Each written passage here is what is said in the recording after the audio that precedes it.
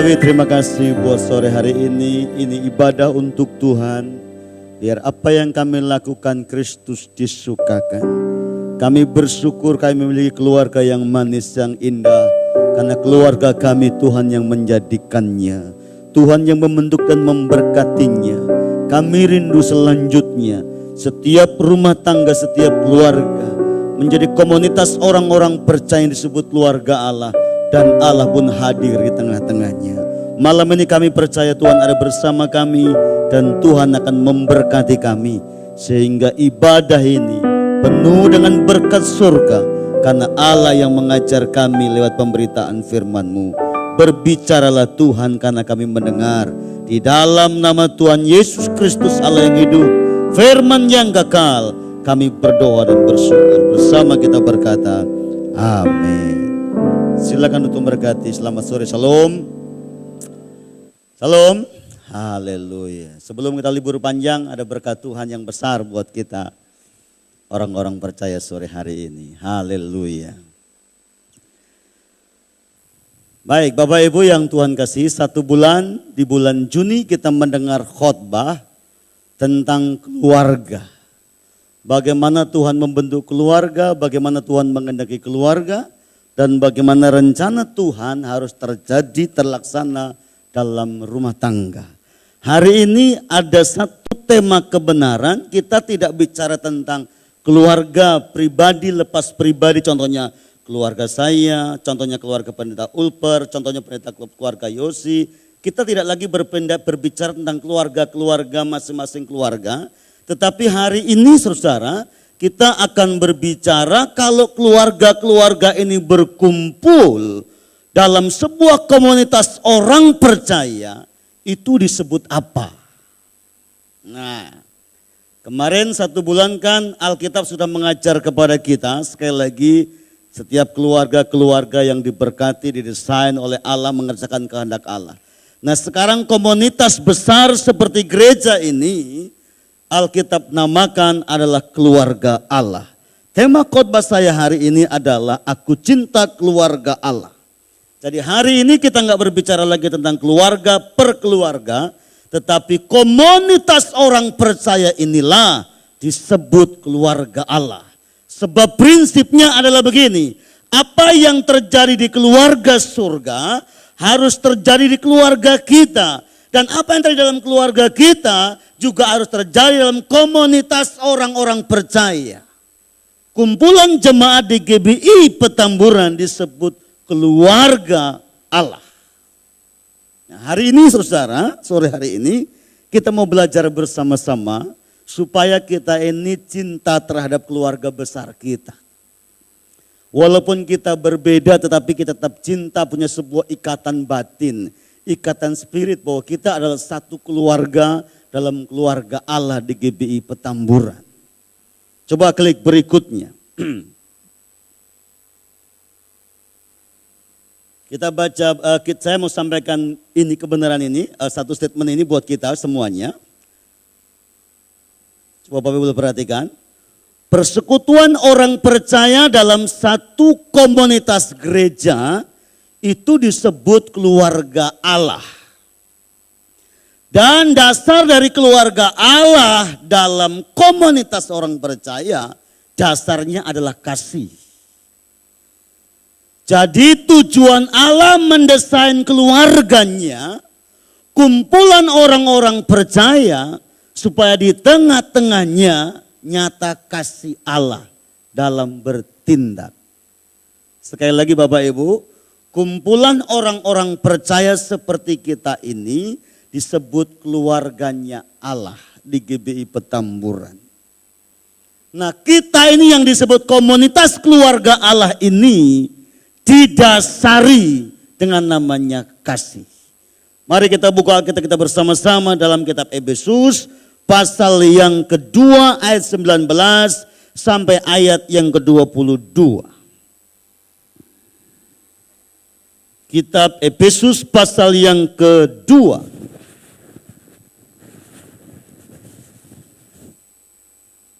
Ayat yang ke-19 sampai ayat yang ke-22, demikian firman Tuhan. Demikianlah kamu bukan lagi orang asing dan pendatang, melainkan kawan sewarga dari orang-orang kudus dan anggota-anggota keluarga Allah. Jadi ayat ini Bapak Ibu disampaikan Rasul Paulus kepada jemaat di Efesus. Kepada orang-orang di Efesus yang percaya kepada Tuhan dari latar belakang, berbagai macam latar belakang, Paulus berkata, kamu bukan orang asing di gereja ini. Kamu sekalipun pendatang orang baru, tapi kamu bukan orang asing.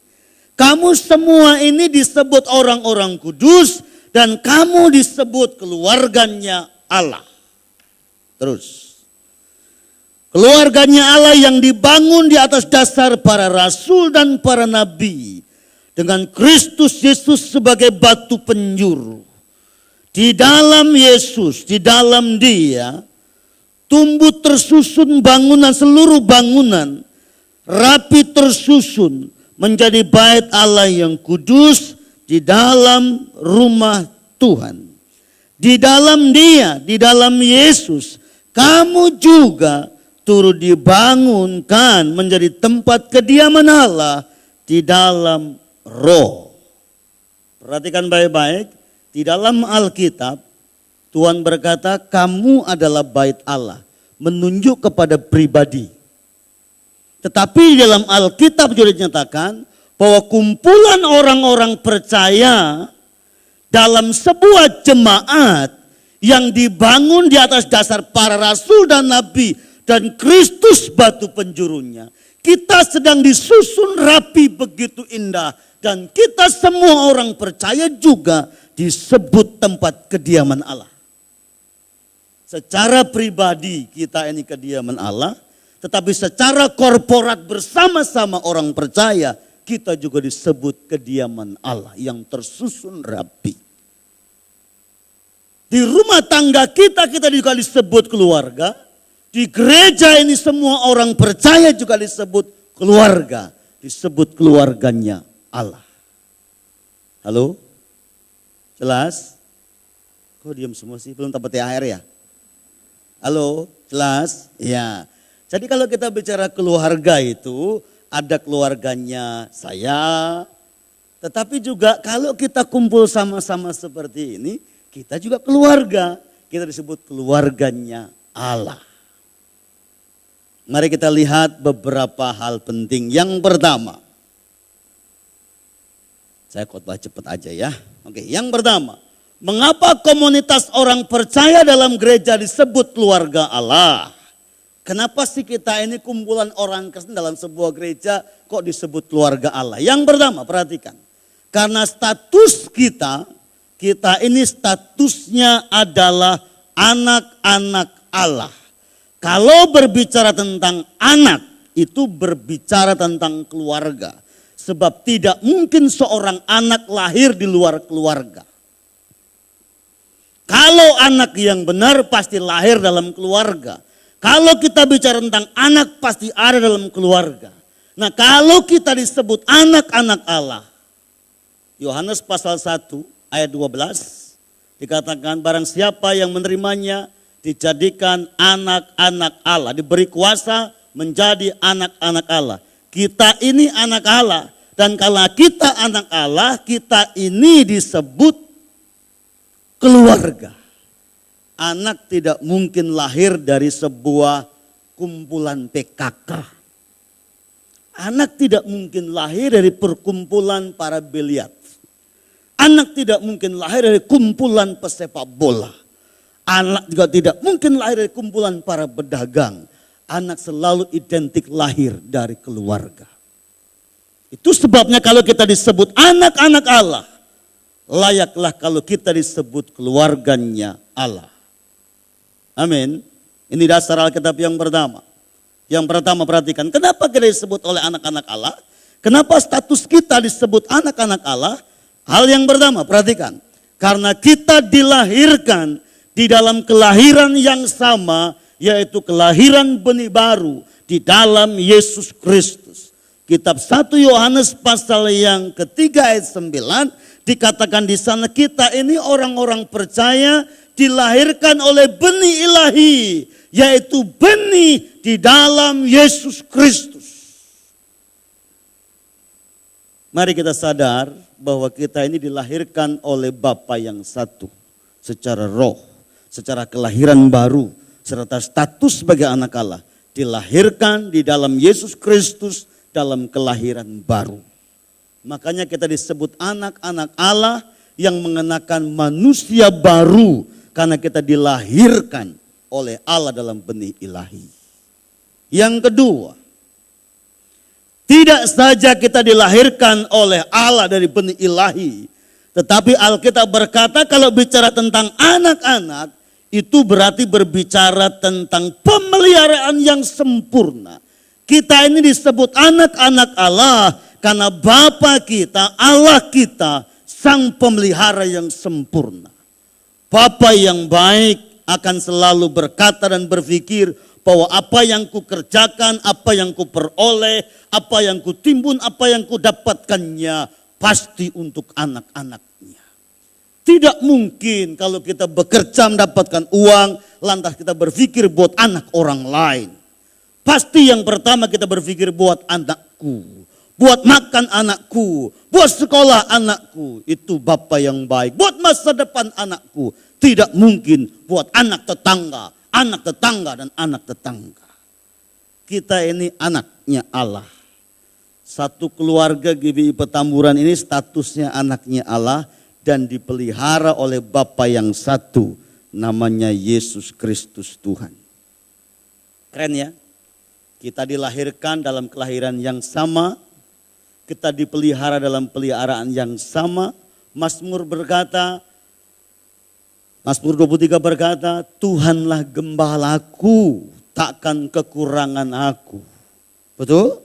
Wow, kita dipelihara dalam anugerah dan kasih yang sempurna.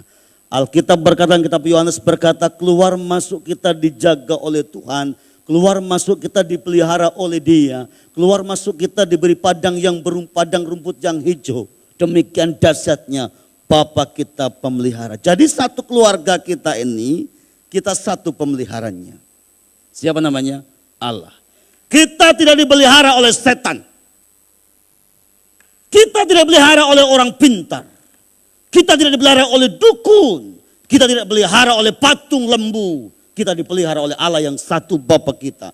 Yesus Kristus Tuhan. Inilah indahnya sebagai anak Allah. Bukan saja dilahirkan dari Allah. Bukan saja dipelihara oleh Allah. Alkitab menyatakan kita juga punya bagian yang sangat luar biasa. Klik berikutnya. Kita ini adalah ahli-ahli waris kerajaan Allah. Mungkin saya pernah cerita buat Bapak Ibu, tapi saya mau ulangi lagi. Waktu saya pindah ke Cibubur, anak saya yang laki-laki itu masih SD atau SMP, saya lupa. Pas kita nempatin rumah di Cibubur, anak saya itu kalau nggak salah SD kelas 6 atau SMP kelas 1, saya lupa lah. SMP kelas 1 mungkin. Dia bilang begini, Bi, kita kan nempatin rumah baru. Enak ya? Nanti kalau papa mati rumahnya buat siapa? Buat saya dong. Coba, baru nempatin Pak. Anak saya udah bilang nanti kalau papa mati rumahnya buat saya dong. Bapaknya aja belum sempat mikirin warisan, anaknya udah minta warisan. Udah mengaklaim duluan, itu masih anak SMP kalau nggak kelas 1. Saya bilang begini. Ini rumah papa punya, mama punya, kamu punya, kakak punya. Ini rumah kita bersama. Tapi yang jelas kalau papa mati, papa nggak bawa. Ada mewarisinya. Siapakah yang mewarisinya? Anak-anakku yang takut akan Tuhan. Bapak Ibu kalau punya harta banyak, nggak mungkin tetangga mewarisinya. Satu hari Abram duduk termenung di bawah pohon terbatin. Dalam Kejadian pasal 15. Sudah sekian tahun dia menunggu janji Tuhan kok tidak datang-datang. Makanya Abram mulai berpikir di benaknya, mulai berpikir begini. Kalau Tuhan nggak jadi kasih saya anak, nanti ahli warisku, Eliezer hambaku itu. Kalau orang tua memikirkan warisan untuk anak-anaknya sangat wajar, lumrah, dan logis dan masuk akal. Pada waktu Abraham berpikir, nanti hartaku untuk hambaku Eliezer, maka Tuhan datang kepada Abraham dan berkata, Abraham, sini nak, keluar dari kemahmu. Lihatlah ke langit, lihatlah bintang-bintang itu. Aku pernah berjanji sama kamu, demikianlah hebatnya nanti keturunan kamu, banyaknya keturunan kamu. Alkitab berkata Abraham melihat ke langit dan menjadi percaya kepada janji Tuhan. Dan Alkitab berkata kepercayaan Abraham diperhitungkan oleh Tuhan sebagai sebuah kebenaran. Alkitab berkata Yesus hari ini sedang bekerja di surga. Bikin apa? Bikin surga. Buat siapa? Buat orang-orang percaya. Buat anak-anaknya. Supaya Alkitab berkata di mana aku berada, kamu pun berada. Jadi kita ini dilahirkan oleh kelahiran yang sama. Kita ini dipelihara oleh pemeliharaan yang sama. Kita mewarisi rumah yang sama, surga namanya. Wow, keren. Kita ini disebut anak-anak Allah. Apapun latar belakang kita, siapapun kita. Beda ekonomikah kita, beda pendidikankah kita, beda jabatankah kita, beda yang dimakankah kita, beda kulitkah kita. Tapi yang jelas kita ini satu keluarga dan disebut anak-anak Allah, ahli waris kerajaan Allah. Pak Bu, di dunia kita boleh enggak satu komplek Pak? Saya kompleknya di Cibubur, Pak Ulper kompleknya di Petamburan, Pak Yosi kompleknya di Tangerang, Ibu Lianawati kompleknya di Cinere, jauh-jauh. Saya sebut yang saya kenal-kenal aja, orang saya nggak tahu rumah saudara di mana. Pak Venus yang main keyboard tadi kompleknya di Cimanggis, jauh-jauh amat. Ibu Mima kompleknya di Kalideres, jauh. Di dunia komplek kita berbeda-beda nggak apa-apa Pak. Nanti kita di surga satu komplek namanya sorga. Hanya beda kapling. Rumah saya tetanggaan dengan Pak Yosi dan Pak Joni. Bukanlah ya, bercanda. Tapi artinya begini loh. Alkitab mengajar kepada kita karena kita ini semua yang berkumpul, berkomunitas di gereja ini adalah keluarga Allah. Dan kita disebut anak Allah, layaklah kita mendapatkan ahli waris. Mewarisi berkat-berkat Bapa surgawi. Klik berikutnya, inilah bedanya. Kalau keluarga Allah itu sifatnya kekal, kalau keluarga dunia sifatnya tidak kekal. Jadi kumpulan kita ini disebut keluarga Allah ini, kita ini kumpulan kita ini punya nilai-nilai sampai kepada kekekalan. Sementara keluarga Pak Untung, keluarga yang lain-lain itu sifatnya tidak kekal. Sebatas di bumi, sebatas kita mati selesailah. Tapi keluarga kerajaan Allah, keluarga Allah nilainya sifatnya sampai kepada kekekalan. Jadi sekali lagi Bapak Ibu, kita ini keluarga. Karena kita disebut anak Allah. Yang berikutnya.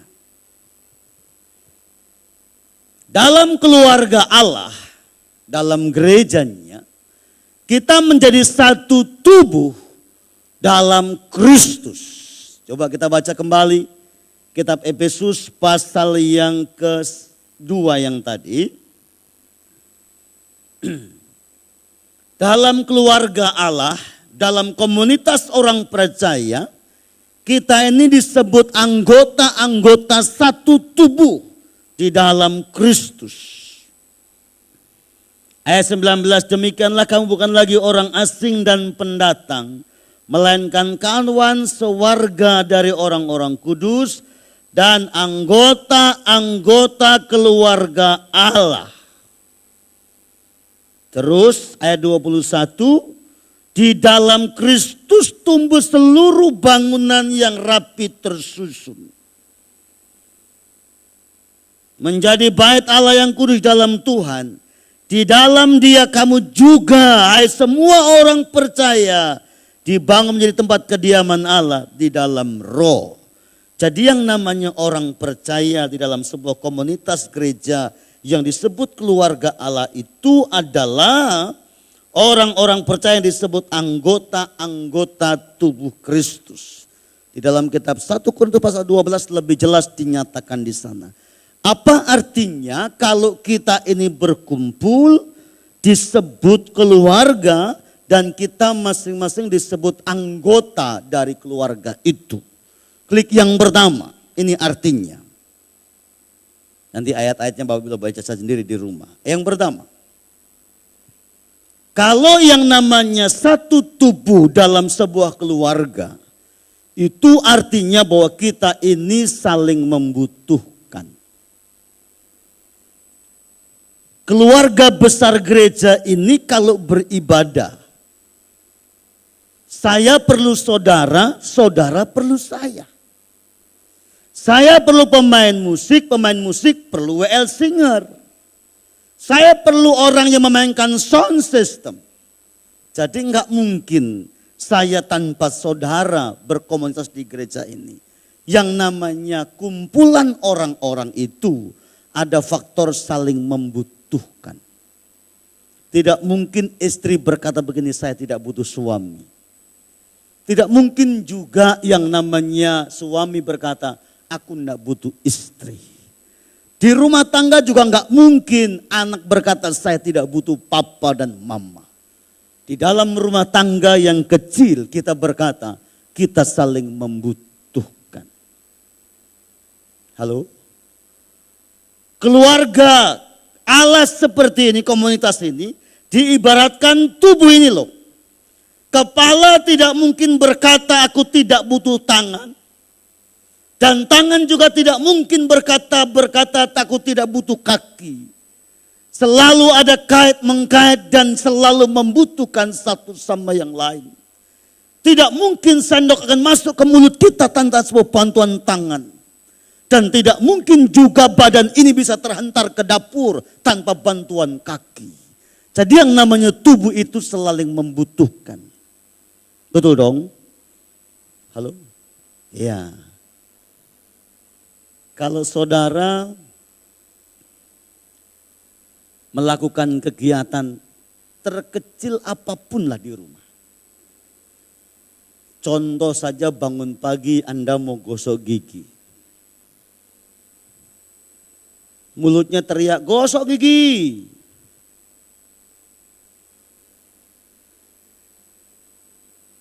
Terus tangannya tidak bergerak. Aku mau gosok gigi, enggak butuh tangan. Mulutnya teriak, aku mau gosok gigi, enggak butuh tangan. Kira-kira apakah sikat gigi dan odolnya sendiri langsung nancep di mulut? Hah? Terus sikat giginya kayak robot, seret. Enggak mungkin Pak. Belum zamannya kali ya. Enggak mungkin. Tindakan terkecil apapun dalam hidup ini Pak, saling membutuhkan.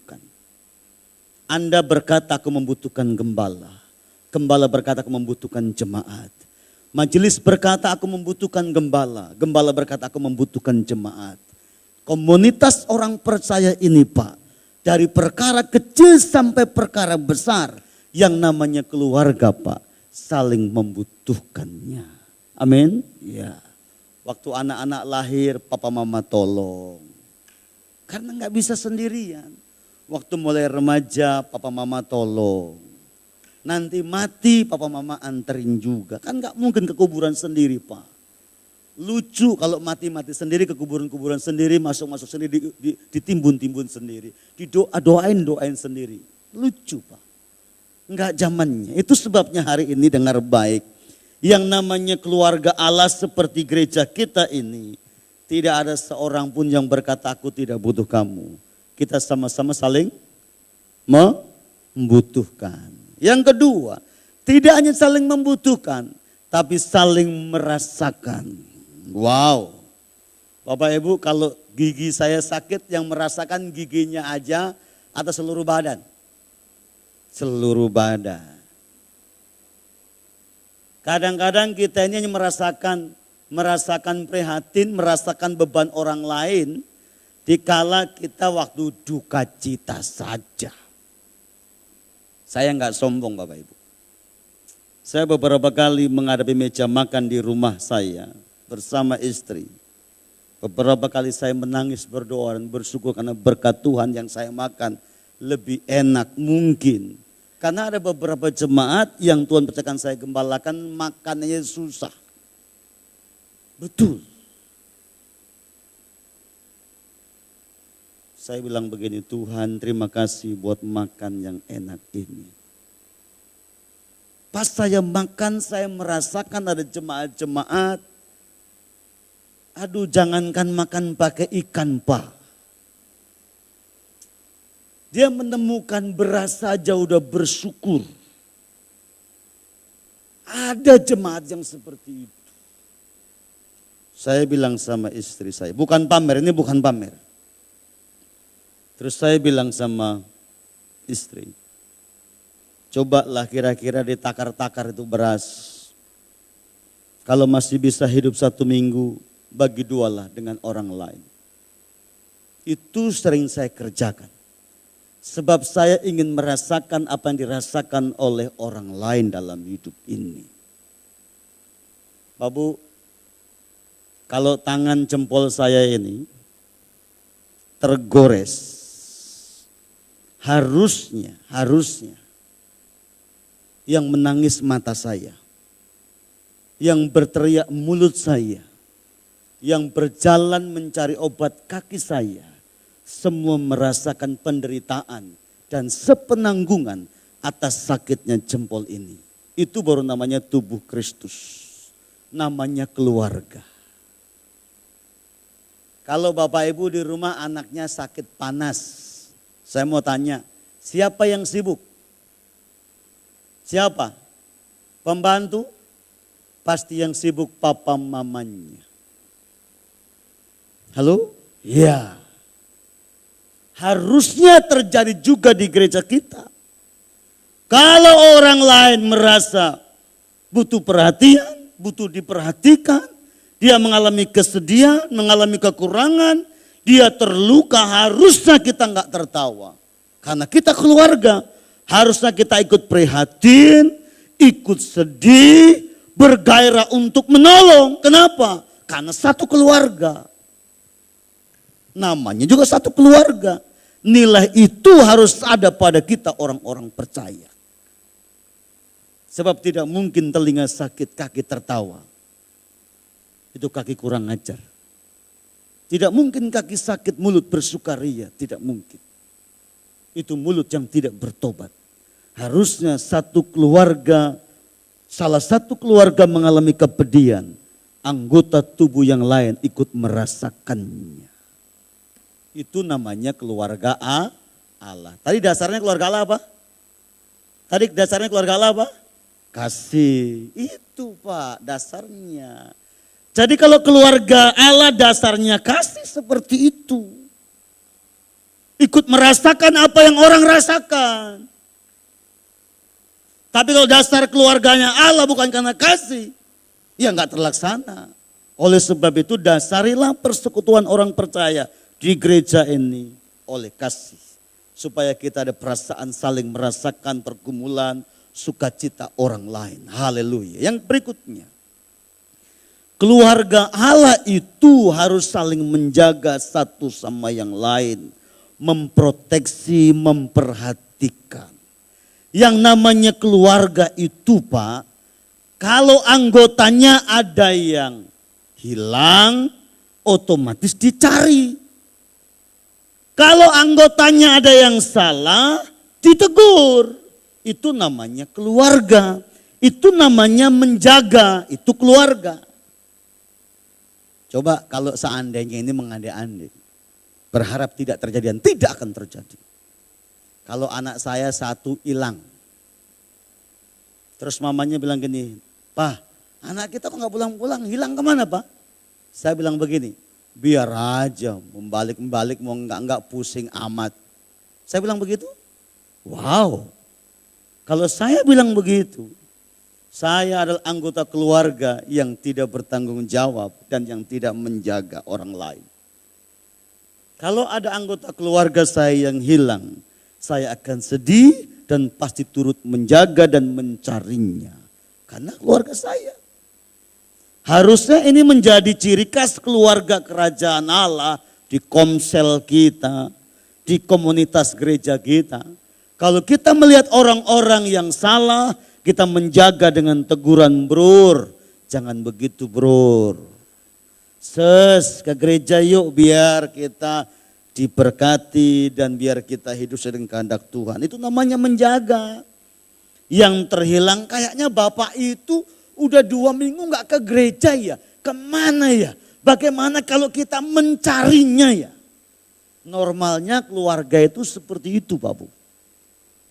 Kita ini keluarga besar GBI Petamburan loh. Kita ini disebut keluarga Allah. Harusnya kita saling menjaga, memproteksi, mengingatkan, mengcover satu sama yang lain. Harusnya begitu, namanya juga keluarga. Normalnya begitu. Halo? Amin. Iya. Coba lihat keluarga komunitas komsel saudara, perhatikan. Di komselnya masing-masing. Harusnya sesama anggota komsel komunitas keluarga Allah di komsel. Harusnya saling membutuhkan, saling merasakan, saling menjaga. Itu harusnya menjadi gaya tarik tersendiri. Sehingga komunitas kita, keluarga Allah di komsel, menjadi komunitas yang luar biasa. Harusnya gereja ini juga seperti itu. Sebab kalau tidak, apa artinya sebuah keluarga? Nikmati persekutuan rumah tangga Allah dalam gereja. Karena kita saling menjaga, merasakan dan membutuhkan. Yang keempat.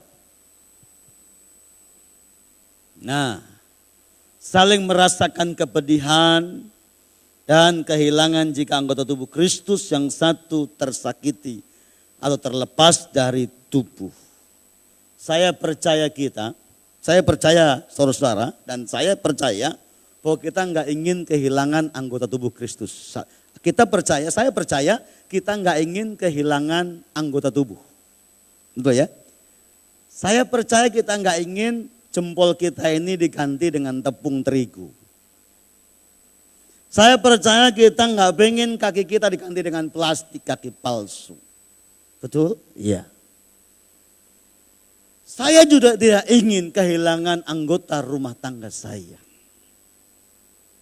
Saya juga nggak ingin kehilangan anggota keluarga GBI Citra Grand. Yang namanya keluarga itu tidak ingin kehilangan satupun dari anggotanya. Normalnya seperti itu. Dan kalau kehilangan, ada perasaan sedih dan tidak rela. Jadi kita ini menangis tidak pada waktu kita berhadapan pada waktu orang mati saja sebenarnya. Harusnya kita bersedih hati kalau ada orang-orang di gereja ini mulai mengundurkan diri. Harus ada perasaan sedih. Saya rasanya kok sedih ya, rasanya kasihan ya. Karena ada jemaat GBI Petamburan, keluarga kita ini loh, keluarga Allah. Kok udah berlama-lama ke gereja, tahu-tahu dia udah menyembah Allah lain. Itu harus ada perasaan sedih Pak. Perasaan tidak rela, harusnya begitu. Namanya juga keluarga. Halo, kita kan tidak rela kan kehilangan ini. Yang suka nuding-nuding orang ini. Nggak rela kan? Nggak rela. Kita nggak rela kan kehilangan mata satu? Nggak rela Pak. Kita aja kehilangan satu gigi aja kadang-kadang nggak rela Pak. Harusnya keluarga Allah itu seperti itu. Merasa tidak rela kalau anggota tubuh Kristus terlepas dari pokoknya, gerejanya, komunitasnya. Harusnya demikian. Bapak Ibu sekali lagi, kita ini keluarga. Harusnya kita saling berpikir bahwa kita saling membutuhkan. Kita harus punya perkataan saling merasakan apa yang dirasakan. Ada empati dan empati, ada simpati dan empati. Kita harus saling menjaga, memproteksi, mengcover satu sama yang lain. Dan kita harus merasakan takut kehilangan orang-orang anggota tubuh Kristus yang keluar dari komunitas orang percaya. Harusnya itu menjadi nilai kita orang-orang percaya kalau kita disebut keluarganya Allah. Yang terakhir, satu poin lagi. Nih sekarang yang terakhir. Gereja sebagai keluarga memiliki arti seperti ini. Kita ini kan bergereja di GBI Petamburan. Dan kita ini disebut keluarga Allah GBI Petamburan. Yang isinya adalah orang-orang percaya, anak-anak Allah, anggota tubuh Kristus. Apa sih nilainya kalau kita punya keluarga besar seperti ini? Mari kita lihat. Yang pertama, komunitas orang percaya atau keluarga Allah itu memiliki arti bahwa komunitas kita ini tempat kita mempraktekkan kasih. Jadi kumpulan kita ini adalah lahan tempat kita mempraktekkan kasih. Paulus berkata, kasihi semua orang, berkati semua orang, terutama, teristimewa, orang-orang seiman. Jadi gereja seperti ini sebenarnya adalah tempat kita praktek kasih. Tadi kan saya sudah bilang bahwa dasar rumah tangga Allah adalah kasih. Dan kasih itu perlu dipraktekkan dalam komunitas orang percaya yang disebut keluarga Allah itu. Kalau kasih dipraktekkan dalam komunitas orang percaya, maka tidak ada dendam dalam komunitas. Kenapa dalam komunitas ada sakit hati? Satu sama yang lain. Kenapa dalam komunitas orang percaya ada luka yang tak tersembuhkan? Kenapa ada ketersinggungan yang tidak terobati? Karena kasihnya tidak dipraktekkan. Gitu. Halo? Amin. Iya. Bapak Ibu sekarang nih contoh keluarga kecil lah. Keluarga saya atau keluarga saudara. Keluarga saya dasarnya kasih. Bentuk kasih saya kepada istri saya. Salah satunya kalau saya salah saya minta maaf. Itu bentuk kasih. Salah duanya kalau istri saya mengerjakan sesuatu saya berkata terima kasih. Saya kasih penghargaan kepada istri saya. Kalau anak saya naik kelas saya berkata kamu hebat. Kamu luar biasa. Tapi kalau anak saya salah atau saya salah sama anak saya, maka kasih saya berkata, saya mengasihi kamu, papa salah, papa minta maaf dan minta ampun. Itu namanya praktek kasih. Jadi jangan ngomong kasih yang besar. Kalau di tengah rumah tangga dan di gereja nggak bisa mempraktekannya. Anak saya Jumat malam, saya pulang dari sentral, habis melayani di sentral, doa pengurapan, saya sampai rumah jam 10:30. Anak saya bertiga dari kamar atas, kami masuk ke kamar, mulai tidur berdua dengan istri. Jam 11 malam anak saya 3 turun dari atas, bawa kue ulang tahun pernikahan. Nyanyi. Waduh Bapak Ibu malam-malam kita ribut gara-gara kue. Saya bilang terima kasih buat anak-anakku yang manis, perhatianmu luar biasa. Itu bentuk kasih itu begitu. Dia cium papanya bilang gini, nak papa mengasihi kamu, papa minta maaf 19 tahun. Kalau ada banyak kesalahan papa dan mama ya, kami peluk sama-sama, kami doa sama-sama. Kasih itu perlu dipraktekkan Pak. Di mana? Di keluarga, kalau keluarga kecil. Nah di gereja perlu diperhatikan, perlu dipraktekkan. Halo? Amin? Iya dong. Jadi kalau lihat orang lain menderita, ayo dong. Kasihnya dipraktekkan dengan perhatian. Kalau orang lain tersesat, tunjukkan kasihnya dong buat orang yang tersesat. Kalau orang lain kekurangan, tunjukkan dong kasih kepada orang yang kekurangan. Kalau orang lain berdosa, tunjukkanlah teguran kepada orang berdosa. Itu kasih. Jadi Bapak Ibu, Alkitab mengajar kepada kita, kasihlah sesamamu seperti, praktekkanlah kasih itu kepada sesamamu. Siapakah sesama kita? Ya keluarga besar GBI Petamburan ini. Itu namanya keluarga. Halo, siap mempraktekkan kasih? Makanya sebenarnya gereja itu enggak boleh ada orang sakit hati berlama-lama. Enggak boleh. Enggak boleh di gereja itu ada orang bilang gini, gua enek lihat dia, gua sakit hati sama dia, gua gak bisa ngampuni sama dia, sampai gua mati masuk surga gua gak bakal ampunin dia. Gak bakal masuk surga orang kamu sakit hati kok. Gak bakal. Kalau ada orang begitu di gereja ini, berarti kasihnya belum dipraktekkan. Halo? Kasihnya belum dipraktekkan. Harusnya di gereja nggak ada orang begitu. Harusnya di gereja nggak boleh ada orang sakit hati berlama-lama. Nggak boleh. Karena kasih dipraktekkan. Kasih itu menutupi segala dosa dan kelemahan. Amin. Iya. Jadi yang namanya keluarga besar GBI Petamburan disebut keluarga Allah. Kita ini adalah tempat bagaimana mempraktekkan kasih. Yang kedua, keluarga kita tidak saja tempat mempraktekkan kasih. Tetapi keluarga kita, yang disebut keluarga GBI Petamburan ini adalah tempat kita melatih kerohanian kita dan kedewasaan setiap anggota tubuh Kristus. Jadi kumpulan kita ini tidak hanya sekedar ngerumpi dan ngomong kosong. Kumpulan kita ini harus saling menguatkan, meneguhkan, membangun satu sama yang lain. Kalau Bapak Ibu pernah ikut SPI, SPK, itu kan tempat komunitas orang percaya melatih setiap teman-teman untuk bertumbuh dengan baik. Komunitas sel, keluarga sel juga sama. Tempat kita berlatih satu sama yang lain, saling mengingatkan, menegur, menguatkan, memberkati, terlatih. Tapi satu sisi juga sebenarnya keluarga seperti ini tempat kita semakin didewasakan dalam berbagai macam bentuk karakter ke arah kesempurnaan Kristus.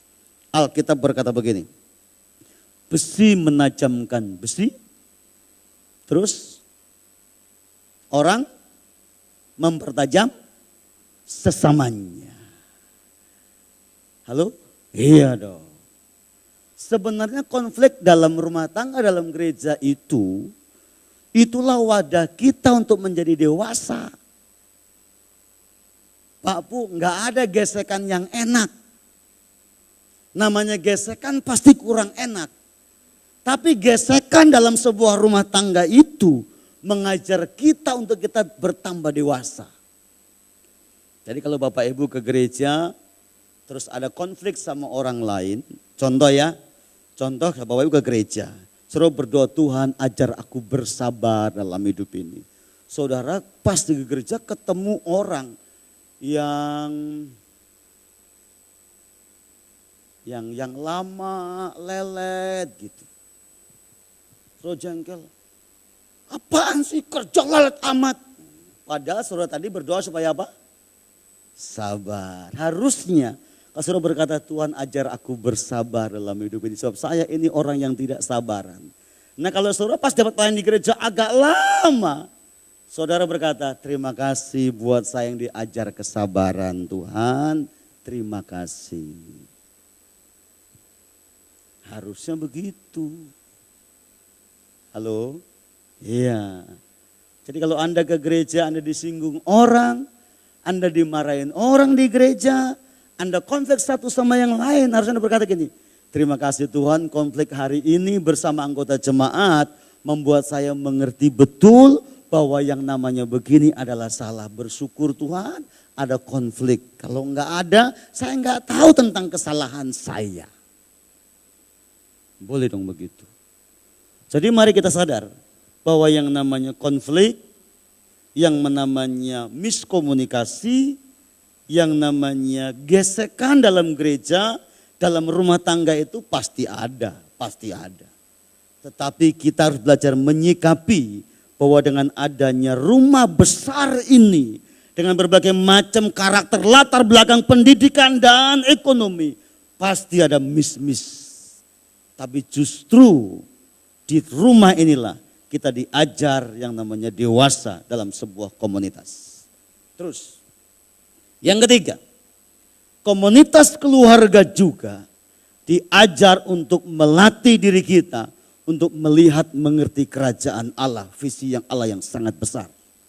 Kemarin waktu doa puasa di gereja ini, gembala kita Pak Yosi berkata begini, ada kabar baik Bapak Ibu bahwa kita punya cabang di Kalimantan Barat, di Putusibau, dekat Malaysia, Putusibau nggak salah ya, dekat Malaysia. Ini berita melatih kita supaya kita tanggap. Nanti suatu saat akan ada berita yang menyusul. Cabang kita yang ada di sana sedang bangun gereja. Nah, siapakah yang bangun di cabang sana? Harusnya keluarga kita sendiri. Masa rumah tangganya keluarga kita yang bangun orang lain? Kan lucu. Kalau namanya rumah anak kita yang membangun siapa? Ya keluarga kita. Jadi rumah tangga besar GBI Petamburan, keluarga Allah ini kita sedang dilatih untuk melihat visi yang besar. Untuk melihat karya Allah yang besar supaya sama-sama kita satu dalam tujuan pelayanan. Yang terakhir, tujuan rumah Allah kita di dalamnya. Keluarga membantu Anda untuk tidak mundur dari Tuhan atau dari keluarga. Sekali lagi, komunitas kita seperti ini sebenarnya keuntungannya supaya kita saling mengingatkan dan menasehati. Sehingga kita tidak ada yang undur dari Tuhan. Di dalam kitab Ibrani dikatakan, jangan tinggalkan persekutuan orang-orang percaya supaya hati kita tidak menjadi jahat. Tetapi supaya kita saling menasehati. Mumpung ada waktu. Ibrani pasal yang keempat. Supaya jangan seorang pun meninggalkan persekutuan. Kalau meninggalkan persekutuan hatinya akan tambah jahat. Diharapkan ada nasihat. Mumpung ada waktu, ada nasihat. Orang-orang di Ibrani itu orang-orang yang tidak menjadi dewasa. Lamban, susah untuk belajar. Kekesenannya lamban.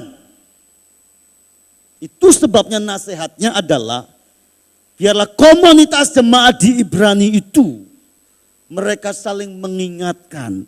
Sekalipun mereka lamban dan tidak gampang menjadi dewasa.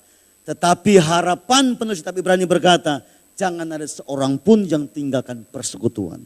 Jadi yang namanya komunitas keluarga Allah itu mengantisipasi, memasang sebuah jaring supaya jangan sampai ada seorang pun yang tinggal, yang keluar dari komunitas keluarga. Saudara sekali lagi kalau Bapak Ibu mengerti tentang enaknya, indahnya, hebohnya, nikmatnya kita dalam sebuah komunitas keluarga Allah, maka kita tidak akan pernah tinggalkan keluarga Allah, yaitu komunitas orang percaya dan gereja Tuhan. GBI Petamburan inilah keluarga besar Anda. Disinilah kita saling membangun. Disinilah saling kita memberkati. Disinilah kita saling mendewasakan. Keluarga besar inilah kita sama-sama diajak melihat misi Allah. Keluarga besar GBI Petamburan inilah kita sama-sama diberkati oleh Allah yang sama. Saya berharap sekali lagi, coba Bapak berpikir begini. Bulan lalu kita sudah bicara keluarga pribadi-pribadi. Dan hari ini kita pulang dan bangga begini. Saya ini keluarga Allah GBI Petamburan. Amin. Saya akan bekerja untuk keluargaku, saya akan bertumbuh untuk keluargaku, saya akan melayani untuk keluargaku, saya akan saling menasihati untuk keluargaku, saya ingin saling membangun di tengah-tengah keluargaku. Keluarga apa? Keluarga Allah di GBI Petamburan. Kalau kita merasa bahwa kita satu sama yang lain adalah keluarga, kita saling menghormati, mengasihi, dan saling memberkati. Tidak ada saling melukai. Pernah enggak tangan melukai kepala? Pasti tidak akan pernah.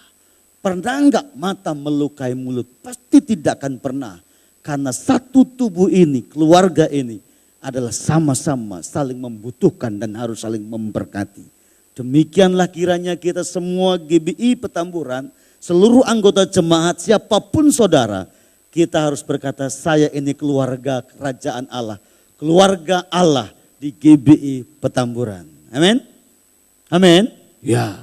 Kita harus semangat, kita harus punya nilai itu supaya kekeluargaan kita diberkati Tuhan. Kita kemana-mana berkata, saya ini keluarga Petamburan. Saya ini keluarga Allah di Petamburan. Bapak Ibu, saya ini pendeta. Kalau saya pergi kemana-mana selalu berkata, saya keluarga besar GBI Petamburan. Saya kemana-mana selalu berkata begitu. Saya melayani di keluarga besar GBI Petamburan. Saya tidak pernah berkata saya melayani berdiri sendiri, tidak. Saya selalu berkata saya melayani di keluarga besar GBI Petamburan. Saya merasa bangga, saya merasa senang di keluarga ini. Karena di sini kami diberkati, didewasakan, dibimbing supaya Allah dipermuliakan. Mari kita berdoa bersama-sama.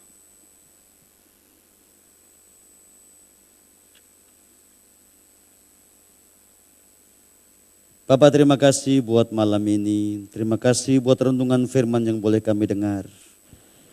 Mari kita berdiri bersama-sama.